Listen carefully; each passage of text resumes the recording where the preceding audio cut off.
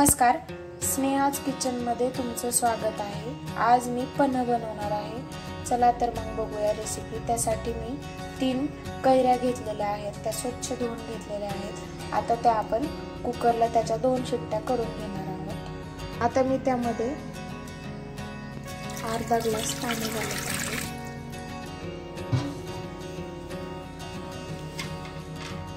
कुकरला चांगल्या 2 शिट्ट्या करून घ्यायच्या। आता मी कुकर ठेवला आहे गॅसवर, गॅस चालू करत आहे। आता आपण त्याच्या 2 शिट्ट्या करून घेणार आहोत। हे बघा, मी 2 शिट्ट्या करून घेतल्या आहे कुकरला। कैरी छान शिजलेली आहे। आता ही थोडा वेळ थंड होऊन द्यायची, त्यानंतर मग आपण पुढील प्रोसेस बघणार आहोत। कैरीचे साल पूर्ण काढून घ्यायचे, त्यानंतर मग थोडा वेळ थंड होऊन द्यायची कैरी।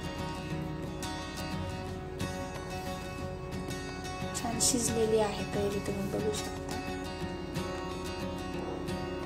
बघा, मी कैरीचा गर काढून घेत आहे। छान सगळा काढून घ्यायचा, कुई सेपरेट करायची त्याची। शिजलेली आहे कैरी, छान पूर्ण सेपरेट करून घ्यायचं गर। आता आपण ते मिक्सरला ग्राइंड करून घेणार आहोत। तोपर्यंत मी हे पूर्ण गर काढून घेत आहे। हे बघा, मी पूर्ण गर काढून घेतलेला आहे, कुई सेपरेट केलेले आहे आणि कातडं पण पूर्ण सेपरेट केलेलं आहे। आता आपण ते मिक्सर मध्ये टाकणार आहे।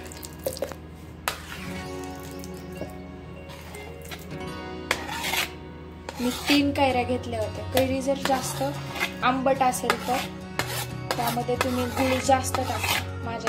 मी आणलेली कैरी थोडी कमी आंबट होती, त्यामध्ये मी अर्धी वाटी गूळ टाकणार आहे। त्यामध्ये मी थोडीशी जिरे टाकत आहे, थोडंसं चवीनुसार मीठ टाकत आहे, थोडीशी विलायची पावडर टाकणार आहे। सगळं आपण मिक्सरला छान बारीक करून घेणार आहोत। हे मी काचेच्या भरणीत भरून घेणार आहे।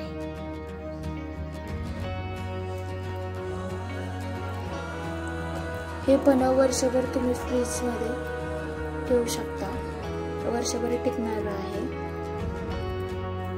पन्ह मी काचेच्या भरणीत भरून घेतलेला आहे। आता हे तुम्ही वर्षभर फ्रीज मध्ये ठेवू शकता, स्टोर करू शकता। जसं लागेल तसं तुम्ही 1 चमचा एका बॉटल मध्ये। मी हे पन्ह फक्त काचेच्याच बॉटल मध्ये स्टोर करून ठेवा, म्हणजे ते प्लास्टिकच्या बॉटल मध्ये खराब होईल। काचेच्याच बरणीमध्ये ठेवा। आता मी तुम्हाला दाखवते पन्ह कसं बनवायचं। तर त्यासाठी 1 ग्लास घेतलेला आहे, त्यामध्ये 1 चमचा पन्ह टाकायचं।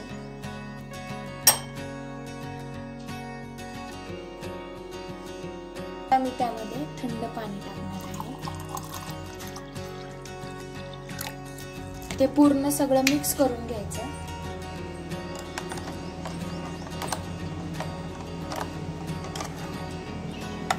यामध्ये तुम्ही पुदिन्याची पानं टाका, माझ्याकडे नाही आहेत तर मी जस्ट असंच बनवलंय। लहान मुलांना तुम्ही हे पन्ह बनवून द्या। त्यांचं लिंबू सरबतच्या ऐवजी तुम्ही हे नवीन ट्राय करून बघा पन्ह। आणि बघा, आपलं पन्ह बनवून तयार झालेलं आहे। उन्हाळ्यामध्ये तुम्ही पाहुण्यांसाठी हे स्पेशल पन्ह बनवू शकता। लिंबू सरबताच्या ऐवजी असं वेगळं काहीतरी ट्राय करून बघा। आणि तुम्हाला ही रेसिपी आवडली असेल तर अशाच नवनवीन रेसिपीसाठी स्नेहाज किचनला लाईक, शेअर, सबस्क्राईब करा। धन्यवाद।